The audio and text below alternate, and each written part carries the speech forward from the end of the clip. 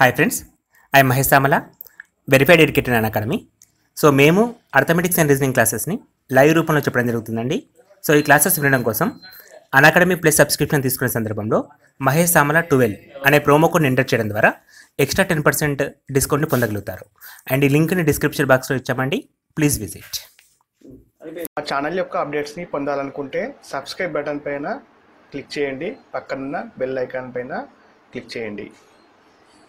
Next question, ఒక sector చుట్టుకొలత P యూనిట్లు మరియు దాని వ్యాసార్థం R అయితే సెక్టార్ వైశాల్యం ఎంత?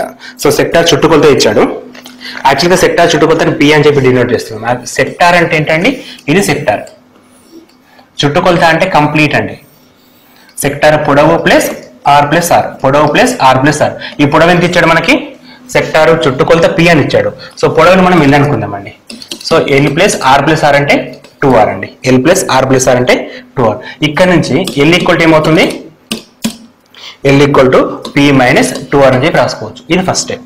సెకండ్ది, దాని వ్యాసార్థం R యూనిట్ అంటే వాడుకున్నాం. ఇట్లయినా సెక్టార్ వైశాల్యం ఎంత? సెక్టార్ వైశాల్యం ఫార్ములా ఏంటండి? సెక్టార్ వైశాల్యం రెండు రకాలు రాయొచ్చు. ఒకటి θ/360 ఇంటూ πr². ఇది సెక్టార్ వైశాల్యం. అది ఇప్పుడు θ మెన్షన్ చేసినప్పుడు, ఇక్కడ θ మెన్షన్ చేయనప్పుడు పొడవు బేస్ మీద కూడా ఫార్ములా ఉంది, దట్ ఈస్ LR/2. LR/2. ఇక్కడ L వాల్యూ ఏంటి మనకి? P into 2P minus 2R. L equal to P minus 2R into R/2. P into R into P minus 2R, R into P minus 2R/2. ఇది correct అండి. Option number 3A is correct answer. Next question, ఒక వృత్త వ్యాసార్థం 7 సెంటీమీటర్లు అయితే అర్ధవృత్త పరిధి ఎన్ని సెంటీమీటర్లు? అర్ధవృత్త పరిధి అని అడుగుతున్నాడండి. అర్ధవృత్తం అంటే యాక్చువల్గా ఇది మొత్తం వృత్తం. దీని పరిధి ఎంత? 2πr.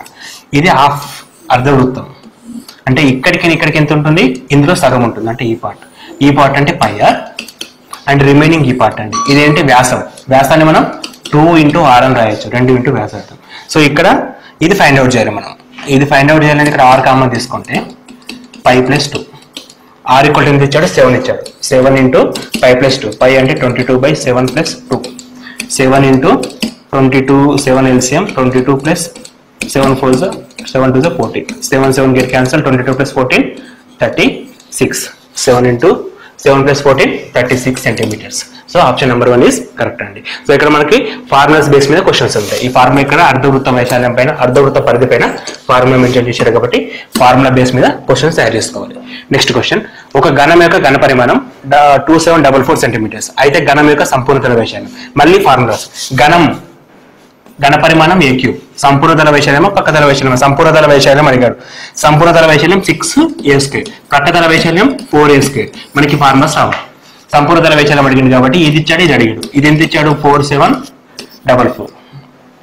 2744 అంటే A³ which is equal to 14 cube. మనకి క్యూబ్స్ రావాలి. 15 క్యూబ్స్ వస్తే ఫార్ములా తొందరగా అవుతుంది. క్యూబ్స్ రానప్పుడు క్యూబ్ రూట్ కనుక్కోవడానికి ఒక మెథడ్ ఉంటుంది. Cube root కనుక్కోవాలంటే 2744. సో ఇక్కడ మనకి 3 నెంబర్స్ పైన లైన్ తీసుకున్నప్పుడు రిమైనింగ్ ఒకటి ఉంటుంది. ఫస్ట్ వన్ 1 కాబట్టి మనం లాస్ట్ వన్ తీసుకుంటాం. సో క్యూబ్ అంటే 64 అంటే 4 క్యూబ్. 4 క్యూబ్ అంటే 4 వస్తుందండి. సో 1 14. 64 అంటే ఇక్కడ 4 రాసుకోవచ్చు మనం. 14 క్యూబ్ 2744. సో మనకి 14 క్యూబ్ అంటే which is equal to A equal to 14 వచ్చింది. అండ్ మనం we have to find 6a² which means 6 into 14 into 14. 6 into 14 into 14 196. 196 into 6 36. 6 9 54. 54 plus 3 57. 6 1 6 plus 5 11 40. 776. 1176. అంటే అన్ని కూడా జస్ట్ ఫార్ములాస్ బేస్ మీద క్వశ్చన్స్ ఉంటాయి. ఫార్ములా వస్తే క్వశ్చన్ సింపుల్ గా సాల్వ్ చేయొచ్చు. కొన్ని క్వశ్చన్స్ ఇప్పుడు క్యూబ్ రూట్ లాజిక్ ఉందండి. క్యూబ్ రూట్ లాజిక్ మన వీడియో ఉంది. ఆ వీడియో ప్రకారం చేస్తే ఈజీ అవుతుంది. లేదా గుర్తు పెట్టుకోండి. రెండిట్లలో ఏదో ఒకటి రావాలి. అయితే గుర్తు పెట్టుకోవాలి, లేకపోతే లాజిక్ తెలవాలి. నెక్స్ట్ క్వశ్చన్, 64 సెంటీమీటర్ క్యూబ్ ఘన పరిమాణం గల 2 ఘనాలను పక్క పక్కన పెడితే దీర్ఘఘనం సంపూర్ణతల వైశాల్యం ఎంత. సో ఒక ఘనం అంటే ఎట్లా ఉంటుంది, లైక్ స్క్వేర్ తీసుకుందాం. ఇక్కడ 3 డైమెన్షన్ మనం చూడలేం కాబట్టి ఇది ఒక ఘనం అనుకుందాం కోసం. యాక్చువల్లీ స్క్వేర్, రెండు స్క్వేర్స్ ని పక్కన పక్కన పెడితే ఇట్లా తయారవుతుంది. అప్పుడు ఇది ఏమవుతుంది, లైక్ ఒక దీర్ఘచతురస్రం అవుతుంది. 2 డైమెన్షన్లో 2Dలో రెండు స్క్వేర్స్ ని పక్కన పక్కన పెడితే ఒక దీర్ఘచతురస్రం ఏర్పడుతుంది. అప్పుడు 3Dలో రెండు ఘనాలను పక్కన పక్కన పెడితే కూడా మనకి ఒక దీర్ఘఘనం ఏర్పడుతుందండి. ఇది లాజిక్. సో ఇప్పుడు రెండు పక్కన పక్కన పెట్టినప్పుడు మనకి ఘనం ఇచ్చాడు, ఘనంకి వైశాల్యమా ఘన పరిమాణం ఇచ్చాడు. ఘన పరిమాణం ఏంటి, మళ్ళీ ఏ క్యూబ్ ఫార్ములా.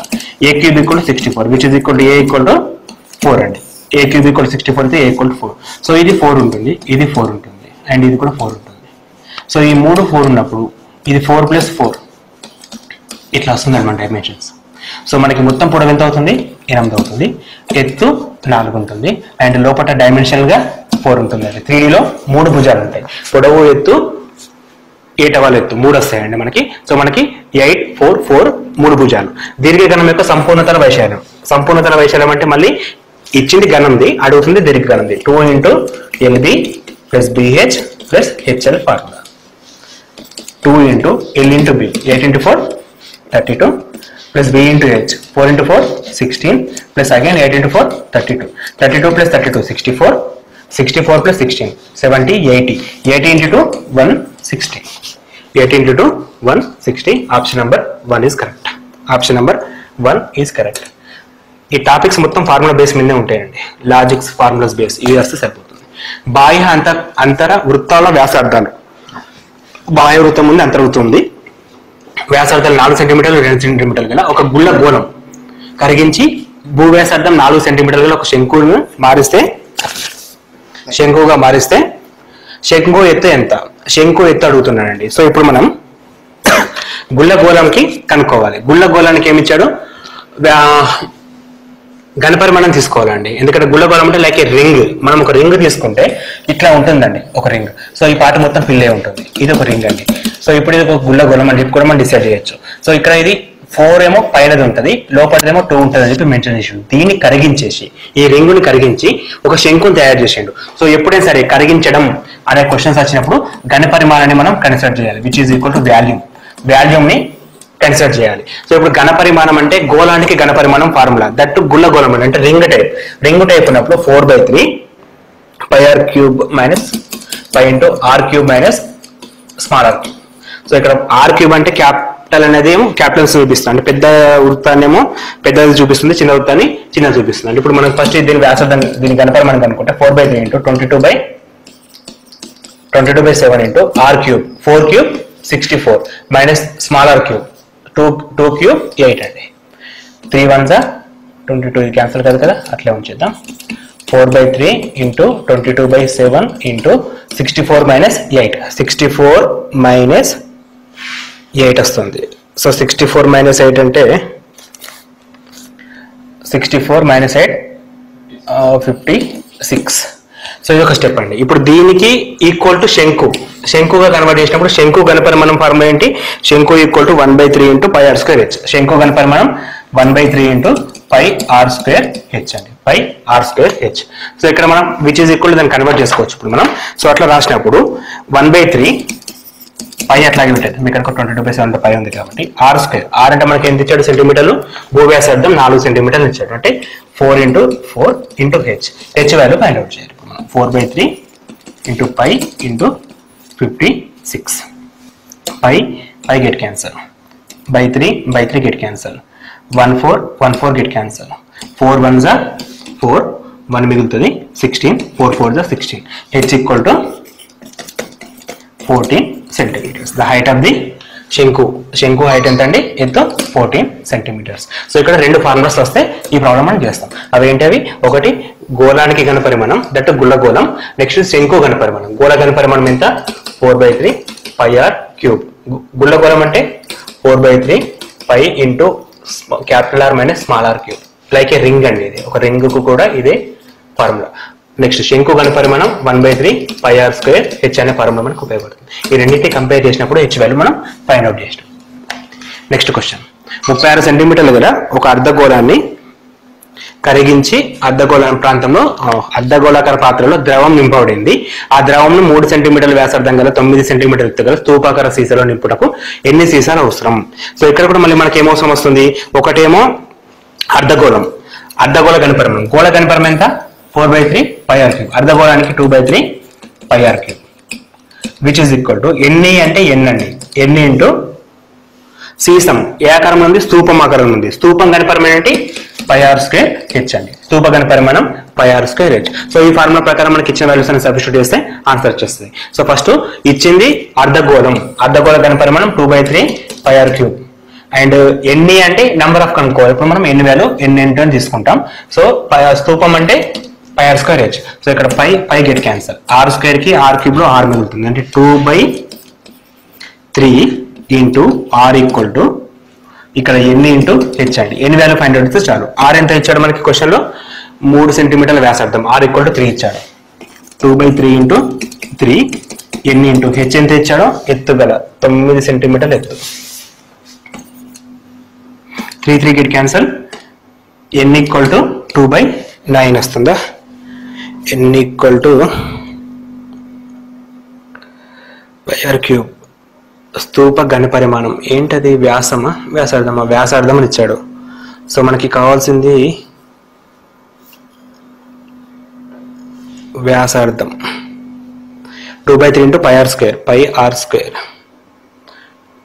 ఓకే చిన్న మిస్టేక్ అండి. అర్ధగోళం అంటే కట్ అవుతుంది కదా, ఈ విధంగా వస్తుంది మనకి. ఈ విధంగా వచ్చినప్పుడు r అంటే r+r 2r తీసుకోవాలి. r+r 2r తీసుకోవాలి. 2r అంటే r ఈక్వల్ టు మనకి 9 ఇచ్చాడు. r equal to 2r equal to 18 అవుతుంది. ఇప్పుడు మనకి 2r ఈక్వల్ టు 18 అవుతుంది. సో సింప్లిఫికేషన్ ప్రాబ్లం ఉందండి, ఒకసారి క్లారిఫై చేద్దాం.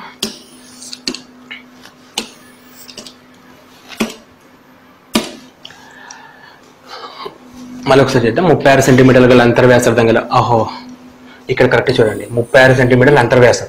సో ఇప్పుడు మనం చేసిన మెథడ్ కరెక్ట్. r వాల్యూ తప్పు తీసుకున్నాం. First 2/3 πr³ which is equal to n into πr² h. So pi get cancel. r² కి r³ లో r మిగులుతుంది. సో r ఈక్వల్ టు 36/2 అండి. 36/2. కానీ ఇక్కడ r వేరండి. సో ఈ రెండింటిని మనం క్యాన్సల్ చేయలేం డైరెక్ట్గా. సో డైరెక్ట్గా క్యాన్సల్ చేయలేనప్పుడు మనం ఏం చేస్తామంటే ఇట్లాగే రాసేద్దాం. ఈ r వేరు కాబట్టి ఫస్ట్ గోళానికి 2/3 πr² 2/3 πr³ equal to n into πr² h. So 2/3 22/7 into r అంటే ఇక్కడ 36/2 అంటే 18 ఇంటూ 18 ఇంటూ అగైన్ 18 ఎన్ని ఇంటూ పై 22/7 అండ్ r² ఇక్కడ r ఎంత ఇచ్చాడు? 3 సెంటీమీటర్లు. సో 3 ఇంటూ 3 ఇంటూ హెచ్ అంటే 9 అండి. ఇప్పుడు 22/7 గెట్ క్యాన్సల్. 9 1 జా 9 2 జా 3 3 జా 9 9 2 జా 3 1 జా 3 6 జా. So n equal to 6 into 2 12 12 2 జా 24 24 2 జా 48. సో కన్ఫ్యూజ్ కావద్దండి, ఇక్కడ 2 క్వశ్చన్స్ ఉన్నాయి. ఫస్ట్ది అంతర్వ్యాసం దేనికి? గోళానికి. నెక్స్ట్ స్తూపానికి వ్యాసార్థం వేరు. స్తూపానికి 3 సెంటీమీటర్లు. ఇక్కడ మనం ఒకటి తీసుకుంటే మిస్టేక్ జరిగింది. సో అట్లా తీసుకోకుండా కరెక్ట్ తీసుకుంటే కరెక్ట్ ఆన్సర్ మనం ఫైండ్ అవుట్ చేయొచ్చు. Next question. ఒక శంకు వ్యాసార్థం మరియు ఏటవాలు ఎత్తుల వరుసగా 4:7 నిష్పత్తిలో మరియు వక్రతలాల వైశాల్యాలు 7:2 అండి. అది 7:2 నిష్పత్తిలో కలవు. వక్రతల వైశాల్యం 792 సెంటీమీటర్ క్యూబ్. అయితే శంకు వ్యాసార్థం ఎంత? సో మనకి ఇక్కడ ఇచ్చిన దానిలో వ్యాసార్థం మరియు ఏటవాల ఎత్తు. శంకు అనగానే మనకి వైశాల్యం ఫార్ములా ఏంటది? πr²l. శంకు అనగానే πr²l. πr(l) శంకు వ్యాసార్థానికి ఫార్ములా πrl తీసుకోవాలి. πrl ఈక్వల్ టు 792 ఇచ్చాడు. సో కాకపోతే కండిషన్ బేస్ మీద ఇచ్చాడు. r:l అని చెప్పి మెన్షన్ చేసాడు. r:l ఈక్వల్ టు 4:7 అంట. r:l equal to 4:7 which is equal to r equal to 4x l equal to 7x గా కన్వర్ట్ అవుతాయి. ఇప్పుడు మనకి రెండు వాల్యూస్ తీసుకొచ్చి ఇక్కడ రాస్తే πrl రాస్తే 22/7 ఇంటూ r అంటే 4x ఇంటూ l అంటే 7x which is equal to 792. 22 అంటే 11 2 జా 7 7 జా 22 2 మిగులుతా 22 2 2 జా 7 2 1 జా 36 4 1 జా 9 7 డిట్ cancel, x into x, x square equal to 9, x equal to 3. X equal to 3 వచ్చిన తర్వాత క్వశ్చన్ ఏమడి కదా ఇప్పుడు శంకు వ్యాసార్థం అంటే r అంటే 4h, 4 into X, 4 into 3 12, 4 into 3 12. So condition base మీద ఇస్తున్నాడు. రేషియో ఇక్కడ యూజ్ చేస్తున్నాం. r/l అంటే 4:7 అంటే 4x 7x. ఫార్ములా సబ్స్టిట్యూట్ చేస్తే 4x 7x సబ్స్టిట్యూట్ చేసినప్పుడు x వాల్యూ 3 వస్తుంది. x వాల్యూ 3 వచ్చిన తర్వాత మనకి వ్యాసార్థం అడిగింది కాబట్టి 4x, 4 ఇంటూ ఎక్స్ అంటే 4 ఇంటూ 3 12 అండి.